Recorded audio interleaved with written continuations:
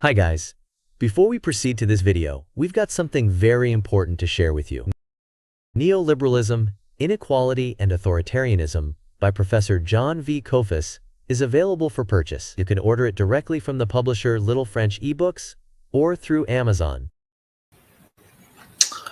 Hello everyone, welcome to an analytical session on the possibility of a global recession.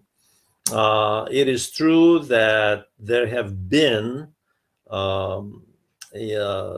since 2008, when the Great Recession, which is a misnomer, which was really the deep recession. In just 3 years, it will be 20 years since that took place. And in 2029, just 4 years from now, we will have the 100th anniversary of the Great Depression, which of course was the trigger for the Great Depression of the crash of 1929, the stock market crash of 1929, which unleashed the Great Depression of the 1930s, I should say. Now, there is no way to predict an economic depression. No one will, although there are a lot of people who actually try, in my view, they're wasting their time. What is known in the 500-year history of the capitalist political economy is that economic contractions, whether they are depressions like the Great Depression of the 1930s, which means it lasts a lot longer, it's a lot deeper, it has higher levels of unemployment, double-digit, and it means greater impact throughout society from the capitalist class and obviously all the way down to the working class and the lumpenproletariat, in other words, the underclass of society. Although the greater suffering in every economic contraction in the 500 years history of capitalism is really with the working class. And since the industrialization, which produced a middle class with a more substantial middle class, the middle class existed even before the development of the secondary of production in the capitalist world economy, the mercantilist class, namely. But the middle class also gets impacted. Like I said, there is no way to predict. However, in the last few years, especially since 2020, since the COVID-19 outbreak throughout the world, there have been more and more signs that the economy is in a strain. And there are signs that basically follow the pattern of previous economic contractions, deep economic contractions, like the depression of the 1930s or the depression of the 1890s in the United States, for example. 1890s was a milder depression for Europe, much deeper for the United States. 1870s was a much worse economic contraction for the Europeans, milder for the US. And of course, 2008, there was a lingering effect, that the so-called Great Recession for the Europeans. It actually, initially, they denied that it would even touch them, although capitalism is a world economy. So the fact is, when the core countries in the capitalist world economy, the US, Western Europe, the transatlantic core countries, when they have an economic contraction, it spreads globally because there is one capitalist world economy. It's well integrated. So if and when, not if, but we just don't know when actually. There is no if with economic contractions. They're built into the system. And when that does take place, we just don't know when, it will have a global impact. And the weaker countries in the world, mostly in the global south, and the working class more specifically, will bear the brunt of that. Now, there are patterns that we notice right now, and there has been a great deal of literature on these patterns. And let me, since I mentioned the literature that's on this, journal articles, as well as some books, let me point out that there are over 30,000 books on the Great Depression, over 2,000 books on the Great Recession, the Deep Recession of 2008. So there's a lot of literature on this, and it's approached from every possible angle, from people, for example, analyzing stock trends, why the market crashes, commodities, the role of central banks in recessions and economic contractions. That's very important element, as we will see. The role of the state in terms of providing subsidies to stimulate growth, in terms of providing bailouts for failing banks. The patterns that we have been seeing, especially in the last 5 years, are troublesome. And one reason that everybody from billionaires like Ray Dalio, the big investor, Wall Street investor, to economic reporters for major newspapers like the New York Times or online magazines, to scholars, economists who do this for a living, that's their job, they all agree that there are definite signs which resemble the pre-2008 conditions that led to the Great Recession, or they resemble the 1920s conditions that led to the stock market crash, and then what followed, of course, was the Great Depression, or the 1880s that led to the depression of the 1890s in the United States. One of those signs is on the surface, it appears that the economy is doing well, it's stable, and in fact, it's booming in some sectors. Right now, for example, when you look at the U.S. economies, some of the Northwest European economies, the G7 basically, you see a lot of investment in artificial intelligence stocks, in the pharmaceutical biotechnology area, quite a bit in the technology sector. It seems that things are fine. It seems that there is a booming economy because of the huge speculative activity in certain sectors. However, that does not translate, and this was the case exactly in the 1880s, which followed by the 1890s with the crash in the 90s, exactly the case in the 1920s, exactly the case from 2000 to 2007 when the Lehman Brothers went under. So the patterns are disturbing insofar as they're deceiving to the general public, but even to experts, because they believe that the speculation that drives prices of securities higher somehow translates to endless growth. And actually, that's not true at all, because there are contradictions that should be warning signs. One of those contradictions, and I will give you some statistics, is the huge amount of and rise in the debt. Public debt, consumer debt, corporate debt. There's a huge rise in both public and private sector debt. And that is alarming insofar as there's nothing wrong with debt if debt is geared to produce greater GDP, if debt is designed, if money is borrowed in order to grow the economy, okay, in order to invest in productive sectors of the economy. When the borrowing takes place in order to put the money in speculative enterprises, in everything from stock buybacks, okay, which produces nothing, by the way, to cryptocurrency, which is, of course, hot air, there is nothing there.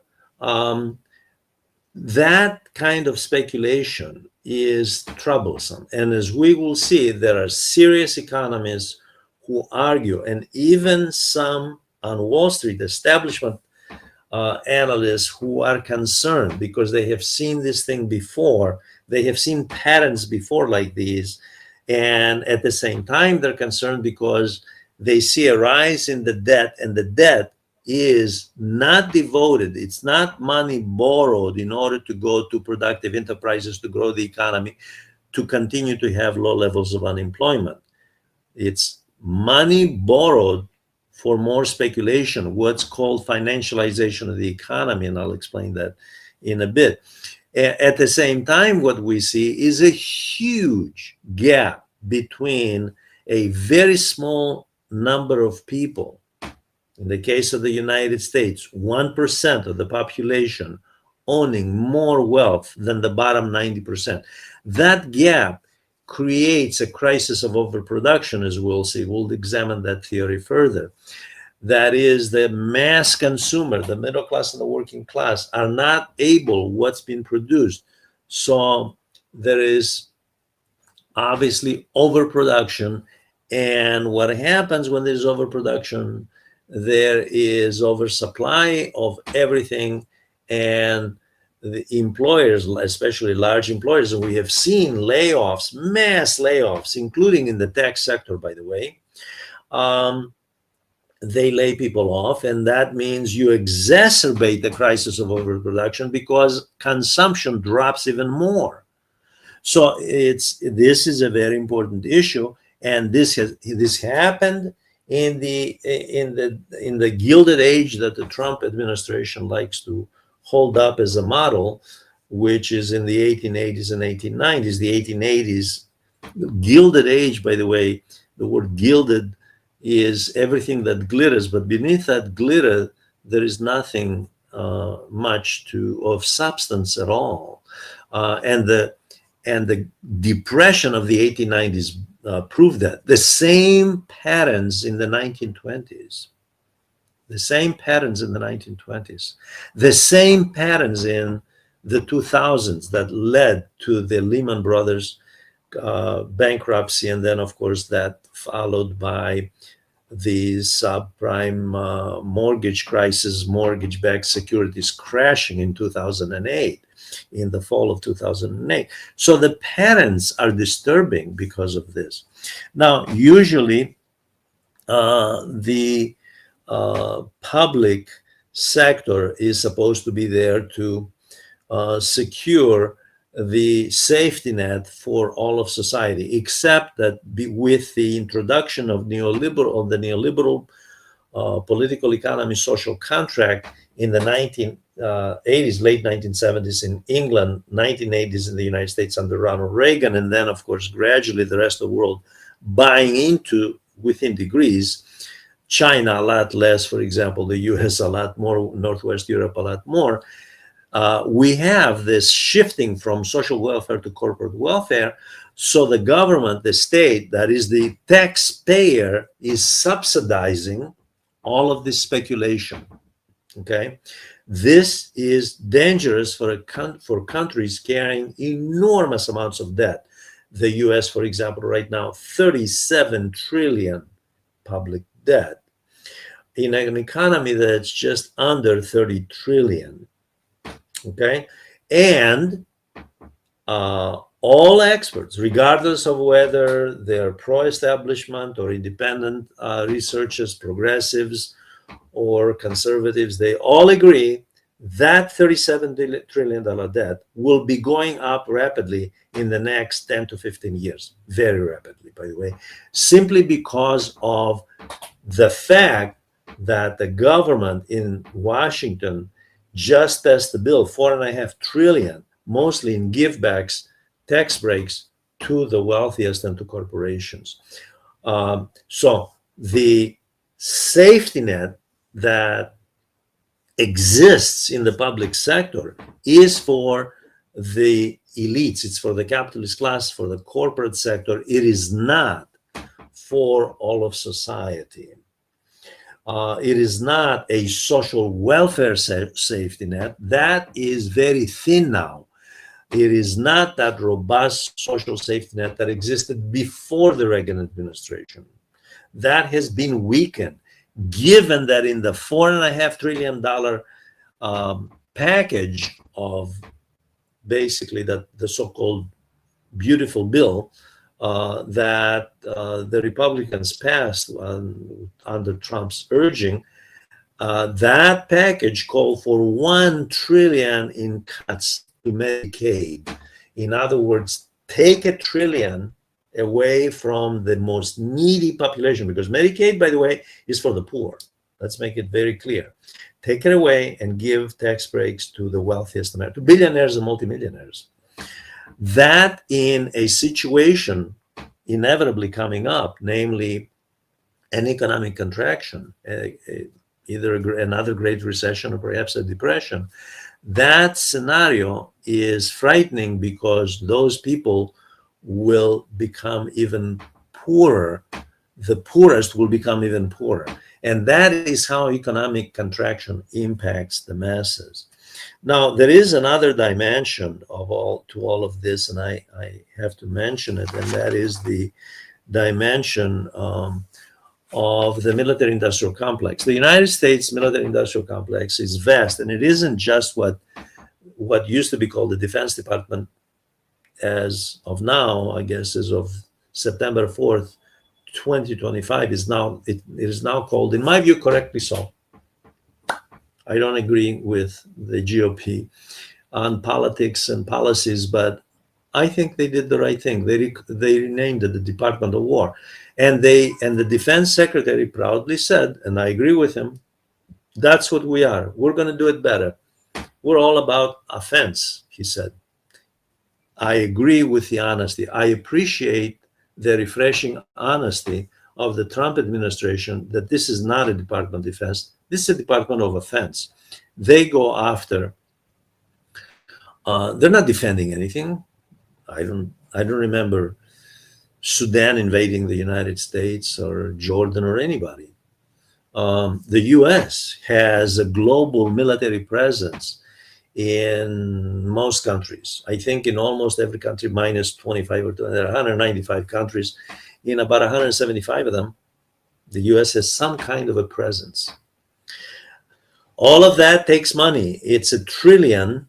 And then when you add intelligence as well as interest on the debt, when you look at the budget, the pie, where money goes, if you look at the defense budget, intelligence, as well as interest on debt, which part of that is caused by the defense spending, it's $2 trillion. The whole GDP of the United States, the entire GDP of the United States is 30 trillion. 2 trillion of that is for this sector. So that too is alarming. And the reason is because the value of the dollar is artificial. And it's artificial because it's a reserve currency. It is a reserve currency that's widely used. It's the most widely used. About 56% of trade conducted on a world scale uses the dollar as a trade currency, as a currency in trade. That will change as well.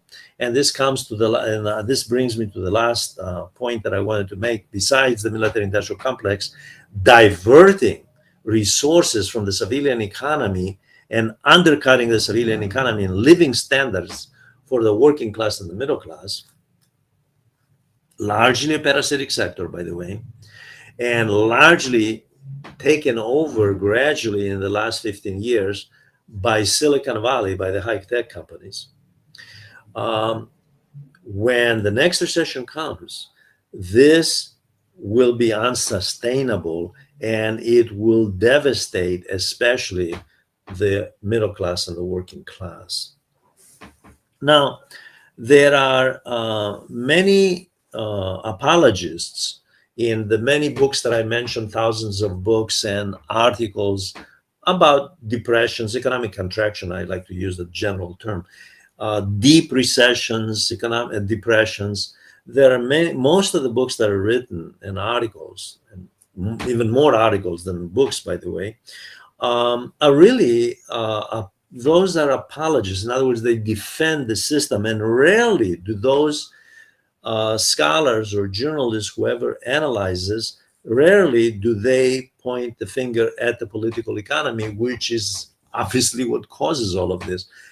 Usually what they do is they put the blame on the public sector, and especially on central banks, as though the central bank is an institution, whether it's the Federal Reserve, the Bank of England, European Central Bank, doesn't matter what central bank it is, as though those banks operate on behalf of the people, as though it's a public institution. When you examine the role of central banks and look at the history of central banks, from the Bank of Sweden and the Bank of England in the 17th century to central banks at present, what you find is that the role of central banks has been to buttress the private sector banks, the private banks, and to buttress markets.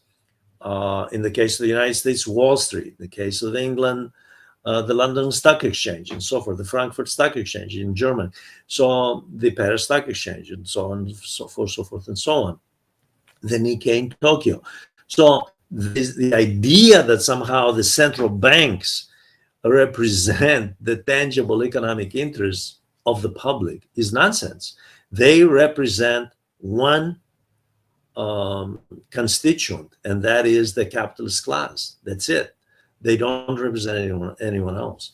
And like I said, there's a lot of literature by scholars and by journalists and by politicians and who like to dive into this subject, which is very complex, by the way. It requires an encyclopedia to fully explain the many tentacles of why economic contractions occur and have occurred throughout history in the last 500 years, and why we're waiting for another one to take place.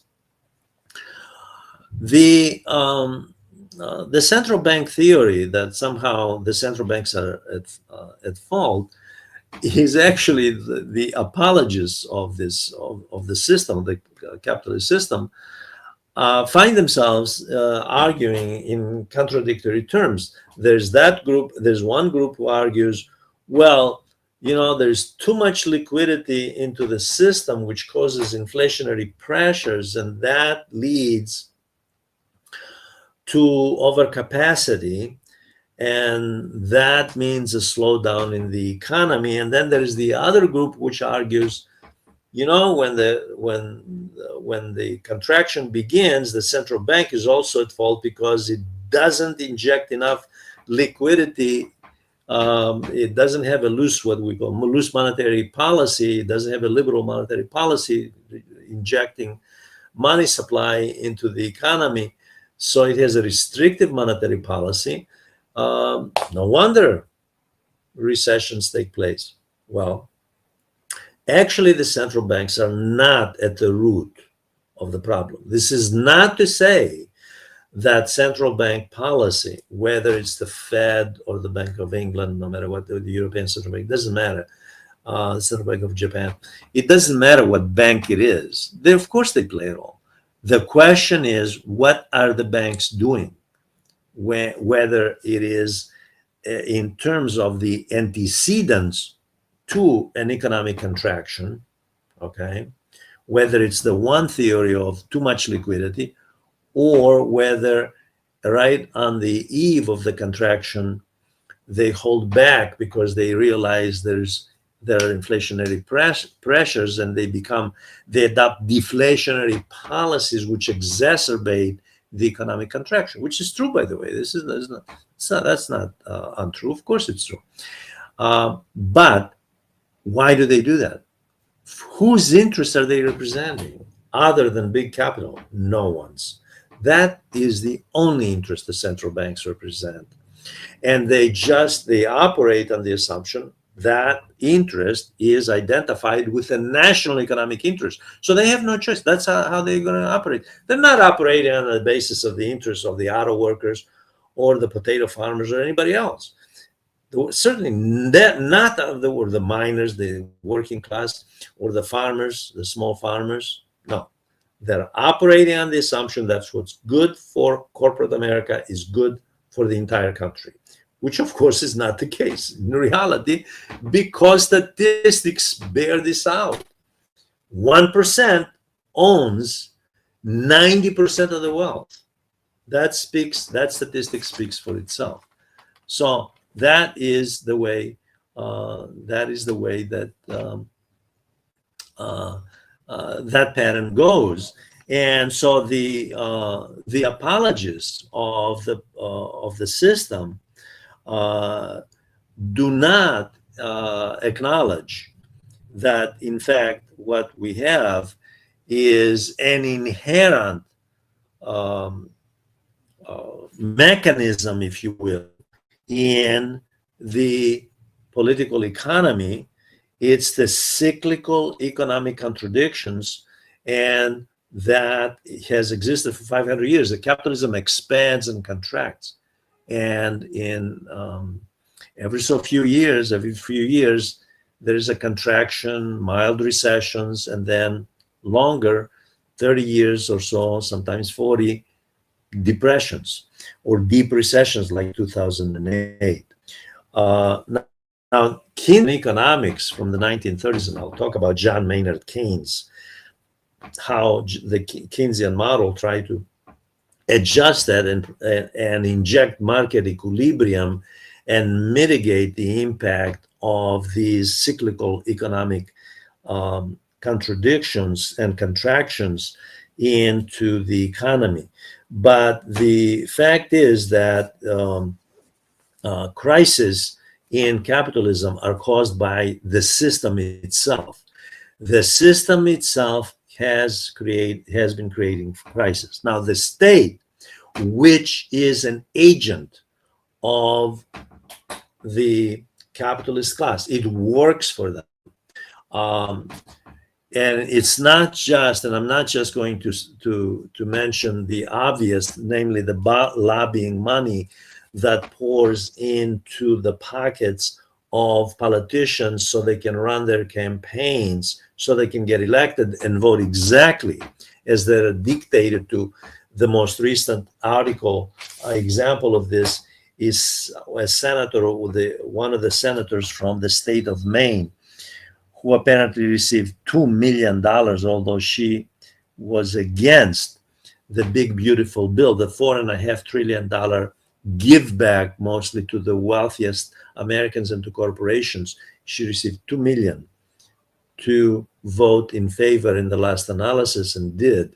So this is policy paid and bought and paid for by the wealthiest people who have securities in corporate America. It's not just that. The fact is that the system, the so-called, what some apologists to at least have the sense to call business cycles, the system produces these excesses for a very simple reason, namely the gap between what is produced by the people who actually produce goods and services that make up the GDP, the gross domestic product. The gap in what they produce and where they're compensated is huge, and that creates a crisis of overproduction. So the workers, the middle class, cannot consume what they produce, so there's overproduction. That means you have basically oversupply, and people are laid off, unemployment rises, and that means that people can't meet the debt obligations. There's a huge private sector debt, obviously. Can't meet their debt obligations. They underconsume. So the underconsumption, okay, which creates the crisis of overproduction, because of the gap between what's produced and what compensation is provided by the capitalist class to the workers in the middle class. that gap widens even more during economic contractions. So this is what we're looking at, and this is not just in the United States, this is on a world scale. The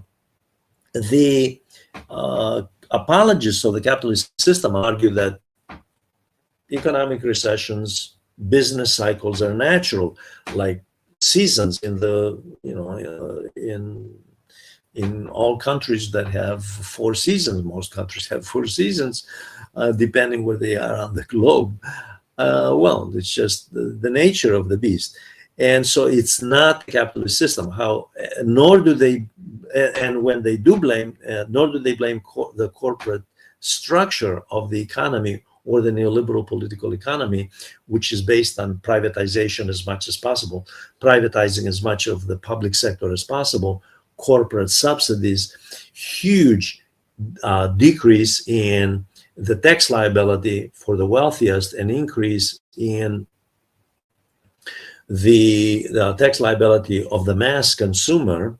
By the way, that includes tariffs. Tariffs are a tax liability on the mass consumer, by the way, no matter what. Anyone who knows economics knows that. It is not a burden on the foreign country. This is capitalist economics should not be looked at in terms of from the perspective of nationalism and nation states, because capitalism transcends national boundaries. It always has. Capitalism was always an international system. It was never a nation-based system. It was not, nor was it like the feudal manorial system, which was locally based, and they produced what they consumed for the season. That's not what it is. This was always a global political economy, and it remains so, and constantly integrated and covering the world, as much of the world, and it's constantly expanding to cover. It has constantly been expanding to cover as much of the world as possible. The other thing that apologists point out, and especially those who who work for major firms, Wall Street firms or London Stock Exchange, Frankfurt, Tokyo, they argue, well, let's learn some lessons from the past so we can advise our clients where to invest. Well, what lessons can you learn from the past?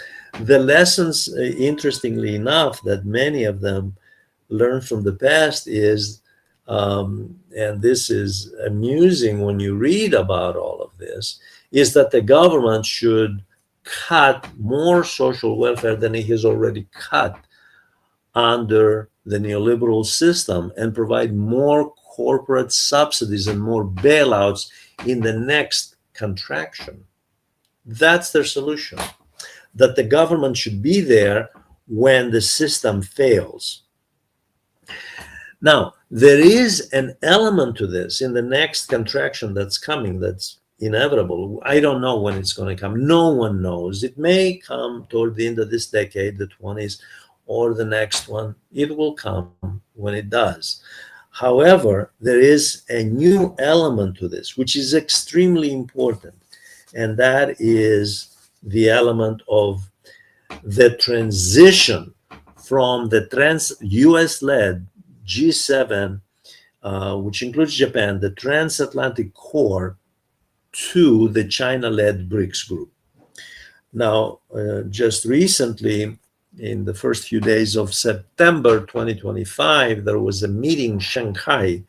The Shanghai Cooperation Organization held a meeting, and Xi Jinping, the president of China, hosted that meeting, and he spoke about the transition from the leadership from the G7 to the China-led BRICS group and to an alternative global governance system. Now, this is going to complicate matters. In my view, I have argued this for a number of years now, the China-led BRICS group actually is a healthy thing in the capitalist world economy. Although China's communist effect is the economy that is it has one party state, the Communist Party state. The economy is totally capitalist with a heavy role of the state guiding capitalism, state-guided capitalism, and not allowing the private sector to be hegemonic over the state the way that the Western countries, G7, are allowing that, or Korea, Taiwan, Japan, same thing. China is not there. China maintains a very active role. The state maintains a very robust role in planning the economy, guiding the economy, subsidizing the economy, and making sure that there is a parallel program of social development to accompany economic development. This is not what you'll find in India or in Japan or Western Europe, and you certainly won't find it in the US. On the contrary, they reduce the social safety net. They're not trying to create a robust social safety net the way the Chinese are doing. The transition of the core of the capitalistic world economy from the G7 to the China-led BRICS group, as Xi Jinping pointed out, let's have a smooth transition. He laid out several principles of peace and cooperation, economic integration on a world scale. That's what is certainly to China's interest, because China has the world, just for the record, by the way, China has the world's largest economy in purchasing power parity, and that's the only thing that matters. The paper doesn't matter. It's what you buy with it that matters. That's purchasing power parity. 40 trillion GDP in PPP, in purchasing power parity in China, 30 trillion in the US. China is living increasingly, when you look at statistics over a period of the last 35 years, from 1990 to the present, what you see is China is leaving the US behind. Okay, and the transition is in itself is troublesome insofar as the US and the G7 are going along with this, are resisting a new core in the world capitalist economy. They certainly have adopted a US-led containment, economic and military containment policy against China. Now, it just so happens that the US, under the Trump administration, has alienated a number of countries that would otherwise have been on the side of the US and helped the US with its containment of China. Japan, South Korea, Taiwan, India, those four countries, because of the tariff policies, punitive tariff policies that the US decided to impose. And by the way, combined with that, because of some of the measures the US has adopted, insisting that some of those companies invest in the US, but it gets even worse. The Homeland Security Department in the United States recently raided a factory making South Korean vehicles and detained and arrested a number of South Koreans that did not have the proper paperwork. All of this combined with the fact that the US has really gone after India, because India all along since the war in Ukraine started was buying oil, crude oil from Russia, and then refining it and then distributing globally, including to the US and the Europeans, by the way, and making a lot of money. Well, the US decided, okay, we're going to put an end to that. So they used that as a pretext and imposed high tariffs. All of this has meant that China has more leverage now, as the Asian countries especially, and the Shanghai meeting in early September showed this. The countries in Asia, especially in East Asia, South Asia, India is in South Asia, consolidate around China, around the orbit of China, around the new core country in the world capitalist economy. Although in the 2008 recession, China was the one that provided the stimulus by buying the paper bonds, namely Treasury, U.S. Treasury bonds, but bonds, government bonds from other countries, to stimulate their economies, stabilize their currencies, and stabilize their economy, so they can buy more Chinese products, so China can have stable employment. That's how it works in economic contraction times. China did that in 2008. A lot of people are not aware of that. It isn't so certain that China is going to go out of its way to do this in the next down cycle, in the next severe economic contraction. It may go along with some measures, but to go to the lengths that it did 18 years ago, 17 years ago, it's not going to do that. Okay, 17 years ago, in the next one, because China is looking to buttress the BRICS group, and it has already made steps to have members within the BRICS drop the dollar and use national currencies as the currencies of trade. That sort of economic nationalism, which the U.S. to a larger measure with its tariff policy and sanctions contributed, right, will undermine the interests of the West, the G7, and it will exacerbate the economic contraction that's coming to the United States and the world. It will make it worse, just like economic nationalism made the 1930s Great Depression worse. These are the conditions right now, and it will be much worse than it would have been had we not had the regional blocs that the U.S. has created in order to impose containment on China, both at the economic and military levels in the South China Sea and Taiwan Strait. So this is another dimension that's very, very important. The United States has had 3 economic depressions, 1890s in the modern period, post-industrial America modern period, the 1890s, 1930s, and then 2007, 2008. And roughly 4 dozen or so recessions.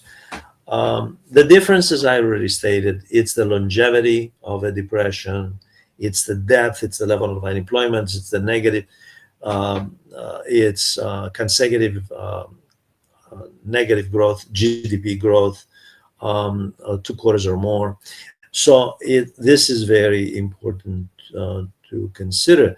In 1933, unemployment was at the height of the Great Depression. In 1933, unemployment in the U.S. was 25%. In 2009, officially it was 10%. Unofficially, according to the AFL-CIO, it was twice that. So what we have in the Great Depression, again, I agree with some critics that it should not be called the Great Depression. The deep recession, I go along with that. The deep recession of 2007, 2008 actually had unemployment levels and chaotic conditions not that different from what existed in the depths of the Great Depression. Consumer spending in 1933, this is interesting, dropped to the degree that GDP fell by 29% by 1933, the worst year, the year that FDR that was his first year as president. And he had to introduce enormous numbers and a lot of emergency measures. First and foremost, of course, stabilize the banking system so that people stop the run on the banks, going to the banks to take their money out. And of course, reduce the number of banks and use the capital of the larger banks to strengthen the banking system. The interesting thing is that consumer spending which was the key. It dropped precipitously because people just did not have the money. The masses in a consumer-driven economy, especially one like the United States, which is a consumer-based economy. It's not a producer-based economy like China's or Vietnam's. It's a consumer-driven economy. The consumer-driven economy of the United States in the year in 2020, the year that COVID-19 broke out, had a 31% drop in GDP. In other words, it was very similar to what it was during the Great Depression. Now, clearly, there were a lot of stimulative packages, mostly stimulative packages for business, some for the working class and the middle class, mostly for businesses. That was a signal. There are economists today and independent analysts working for think tanks or working for Wall Street firms who argue from 2020 to the present, we see some patterns that are disturbing. The patterns are that there seems to be stability, there seems to be growth. Certainly, the stock market has grown when you look at it. But the fact is that living standards for the masses, for the working class and the middle class, have not risen. They continue to be undermined by the gap between the super concentration of wealth among the, not I will go beyond the 1%, let's say 5%, the so-called oligarchy, as Senator Bernie Sanders pointed out, the oligarchy, right? The top 5%, that's where capital is concentrated versus the rest of the population, especially the bottom 78% who live from paycheck to paycheck. That's important, by the way, in a country with a 12% unemployment rate. So we already have the antecedents for a crisis, considering that the so-called corporate subsidy programs will continue, and the so-called social safety net programs, that namely the entitlement programs and all sorts of programs, from school lunches to Medicaid, in other words, healthcare programs, research and development that the Trump administration has cut, including in the medical field for NIH, for example, National Institutes of Health, that has to do anything with minorities, marginalized populations, gays, lesbians, and so forth. All of that has an impact. As we see money transferred from the social development sector and social safety net to the corporate welfare sector, that only exacerbates the crisis of overproduction. It widens the gap between productivity, and this is where we have surplus production, and the mass consumer, what the mass consumer's ability is to consume what is out there. On top of that, there is the tariff, which is an indirect tax on the mass consumer of America, by the way, and nothing more. That's all it is. And that too is a factor. Now I'm going to come to one of my favorite topics of why depressions and deep recessions occur, whether it was in the 1880s that led to the panic of 1893, and throughout the 1890s there was a depression in the United States, by the way, in some cases worse than the depression of the 1930s, namely speculation. Massive market speculation in the 1880s up to the crash of 93. In the 1920s, massive speculation. In the 2007, when the Lehman Brothers company went under, to 2008, when the market finally crashed, massive speculation. Speculation is a root cause. And speculation goes hand in hand with lack of regulation. Regulatory mechanisms, not there. Regulatory mechanisms were introduced, by the way, by FDR to try to hold capitalism together.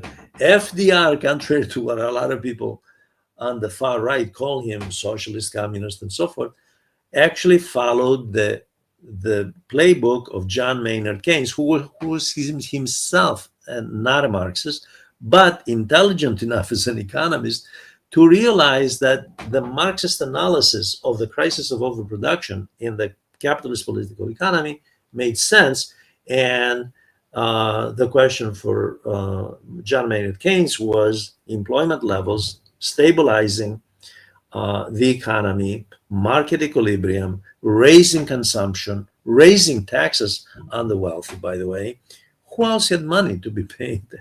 This is the Great Depression. 25% of the people out of work. Structural unemployment above 25%. So you have to absorb as the state, that's the role of the state. The state absorbs surplus capital and uses it to stimulate the economy in times of crisis. That's what FDR did.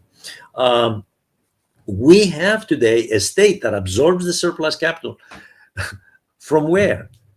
And is it surplus capital? It's actually necessary capital, needed capital from social welfare programs, from the bottom of the social ladder, from the working class and the middle class. They absorb that capital and redirect it to the top, created an even greater problem. And what do the elites do with that capital? They use it to speculate. They speculate in everything from artificial intelligence stocks, way overvalued, as we find out, considering the value of artificial intelligence stocks in China, by the way, which is making enormous progress, as those of you who followed know. The value of those stocks is far higher because those stocks are not based on the speculative value. They're based on the real productivity and prospects of the company. So what we have is massive speculation. And on top of that, the introduction of cryptocurrency integrated into the mainstream economy through the Genius Act, as Trump calls it, of 2025. The Genius Act introduced cryptocurrency into the financial system, presumably as though the world is somehow not going to catch up or somehow going to overlook it and look at the US. Look what the US is doing. It's moving ahead. It's using modern technology to do what the Trump administration calls to make the United States the crypto capital of the world. The cryptocurrency backed by stablecoin, of course, will supposedly strengthen the dollar and therefore maintain the dollar as the world's dominant currency. Now, throughout history, it just so happens that the strongest currency belonged to the country that had the strongest GDP and the greatest prospects moving forward, not to the country in decline like the United States. The United States has been in decline. The United States is sustaining the dollar relatively stable. Now, there are economists who argue that it's not stable at all. I will not go to those extremes. I would say the dollar is fairly stable. The fact is that there are governments as well as private investors from outside of the United States that hold treasury bonds that stabilize the dollar. And there are governments and companies outside the United States that still use it to maintain. So that's how it maintains its viability. It maintains it because it is used. So the privilege of the U.S. using a currency a hard currency as a reserve currency, the number one reserve currency, according to the International Monetary Fund, to basically keep the economy strong, that is not going to last forever, because the GDP of the United States in real terms, in purchasing power terms, is 10 trillion lower than that of China. And in a few years, 10, 20 years, the nominal GDP of the United States is going to be below that of China, and India will surpass the United States, according to many analysts, including the International Monetary Fund, the World Bank, Goldman Sachs.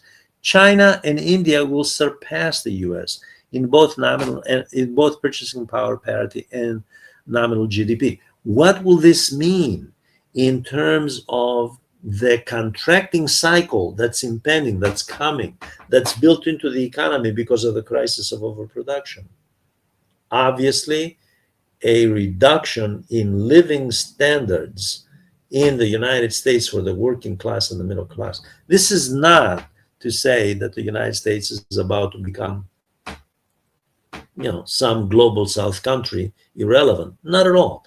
England, which is, was once upon a time, it was from the first industrial revolution until the Great Depression, a major power, economic power. It had an empire. It rested on the empire. It certainly did not rest on domestic factors for that greatness that it enjoyed for a couple of centuries. It rested on an imperial network. Okay? Once that was gone, beginning with the First World War and then the Great Depression, then a Second World War, and that's the end of it, the US officially sets up the Bretton Woods system and takes over as the country that manages the world economy through the Bretton Woods system, which includes the International Monetary Fund and the World Bank. England recedes, but England is still a major. It's one of the G7. It's not a global South country. So the same thing with the United States. The United States is going to continue to be, after the next deep recession or depression, whatever it is, it will matter. It will be. I don't like alarmists who argue, oh, the United States is going to be some country like Guatemala. That's nonsense. The United States is almost self-sufficient in a lot of things. It's not self-sufficient, by the way, at all, in rare earth minerals, which are key to the Defense Department and to the high-tech sector. But it is a vast country from one ocean to the other, from the Atlantic to the Pacific. It has a highly developed economy. However, the financialization of the economy, that is an economy based on speculation, and now the official introduction of cryptocurrency into the monetary system, so somehow through smoke and mirrors create a stronger dollar, because crypto is going to be used in there, and companies are going to be using crypto as one of the means of exchange. That's going to say not competing head on with other major economies, from India to Japan to China, especially China. It's not going to work like that. Continuing on the path of financialization is only going to make matters much worse, by the way. I want to give you a sense of how bad things could be by giving you some statistics. The US household debt stands at 20 trillion. G7 household debt is well above 100% of GDP. Okay, it's not the same thing in China. It's 60% in China, 40% less. And in India, it's roughly 40%, 60% under what it is in the G7.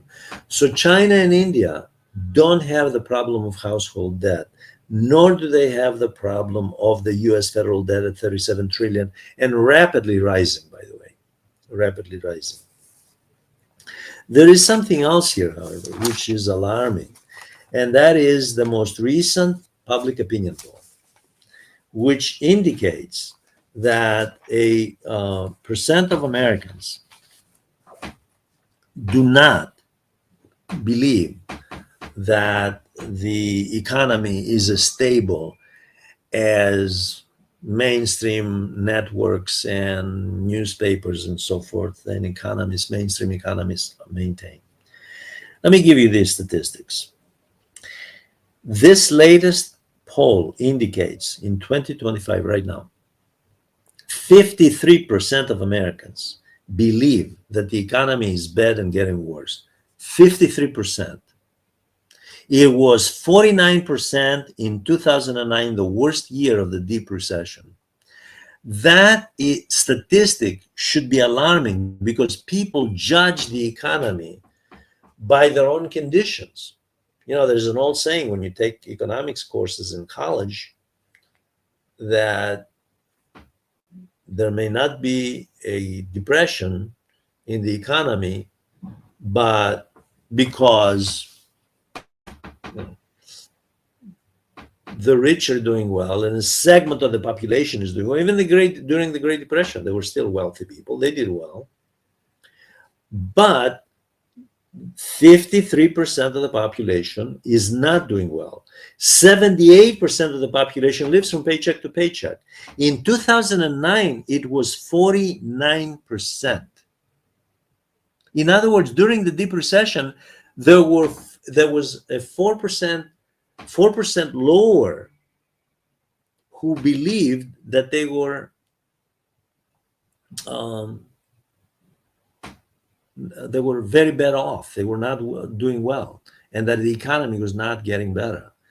Today, it's 53%. It has risen, and only 31% of the American people right now believe that they even have a chance at the so-called American dream.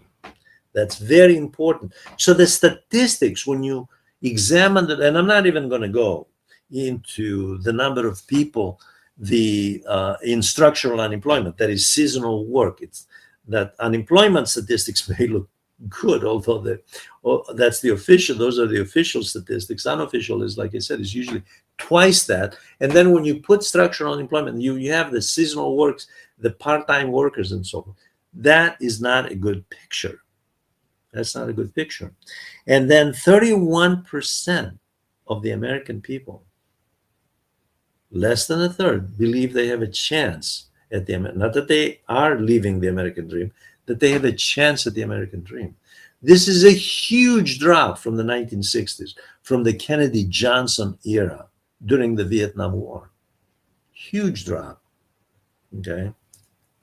Now, this is alarming, and it shows that indeed in the lives of the American people, by the way, not that Europe is doing much better at all, and in fact its prospects are worse. And this is the climate against which both in Europe and the United States, as well as Japan, there is a massive transfer of money from the social welfare safety net, the social welfare state, to the corporate welfare, to defense. And so that is itself alarming because Trump made sure that Europeans spend, and of course he imposed this on non-NATO countries, that non-NATO countries, I shouldn't say Europe, that NATO members increase their share of defense spending from 3% to 5% and buy American weapons. And he has gone around, by the way, in the last 8 months that he's been in office, asking other countries to buy American weapons. That's fine, except that it takes, if they have the money, like some of the rich Gulf the Arab countries in the Gulf states, that is.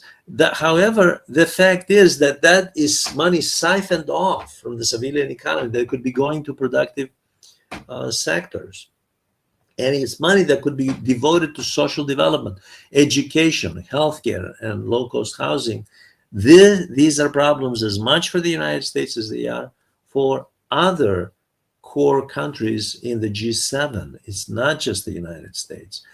So the next recession, deep economic contraction, which could be a depression, is going to hit core countries really hard, because there is a transition which was not the case in the 1930s, not the case in the 1890s. This time there is a transition to East Asia, by the way. Okay, that's where the South Asia, India. So that's where the transition is taking place. So, it's very important, because those countries increasingly realize this. They have economists who crank up statistics. They know the impending value of the US dollar as a hard currency is on the decline. It's going to continue to decline. Many governments, many private investors invest in treasury bonds, but they're also aware that those have a date of expiration. Increasingly they're monitoring to see where this is all going, so they can dump all of that. The only other thing that, again, I don't remember if I read this in Goldman Sachs, in one of the business journals, or in Bloomberg, actually. The fact is that a lot of the money that was used to come to the US to keep the dollar strong for treasuries, it has been going to the high tech, to Silicon Valley stocks, especially artificial intelligence stocks, which is the reason that the Trump administration has invited, and there was just recently a meeting at the White House at the Oval Office. There was a dinner for Silicon Valley executives, from Bill Gates to Zuckerberg and others who came in. And he discussed how much can they invest in the US.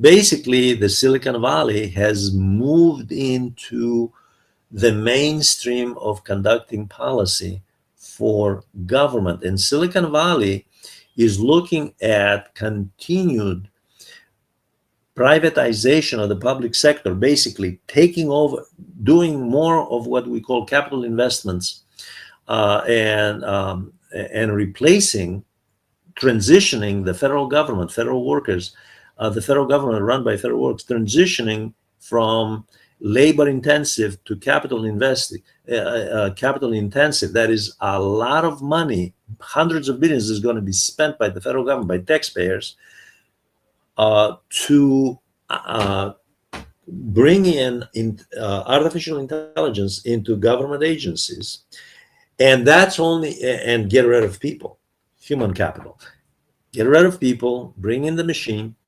replace human beings with machines, which only exacerbates the crisis of overproduction, and these policies hasten the next contracting cycle. Now, I want to leave you with this.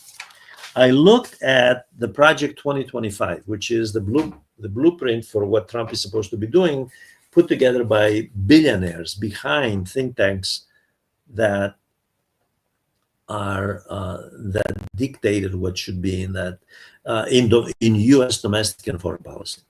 They know there is that's the interesting thing. They're not dumb. They know, and their advisors and university professors who work for them, they know there's an economic contraction coming. So what do they advise? To prepare for that, slash more social programs, cut entitlements, clobber anything that has to do with social welfare. And in the next contracting cycle, get ready for more corporate subsidies, more bailouts. So in other words, there's going to be a greater social corporate safety net at the expense of the social safety net, which means more poor people in a core country, which is going to resemble, after the next recession, more and more a third world country, a global south country. This is very important, that the elites, the billionaires, behind the policies of this administration, and the Democrats are no different. Bernie Sanders is absolutely right. In a recent Senate committee session where they had, unfortunately, the Secretary of Human Health Services, Robert Kennedy, Sanders was right when he said, they all take money. Republicans take money from corporate America. Democrats take money. It's for sale. The public policy is for sale. They pay for it. The corporate sector and billionaires pay to buy public policy.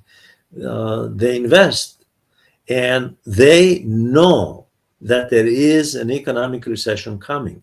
So what do they want from the representatives of the people? People think they represent them. They represent corporate America.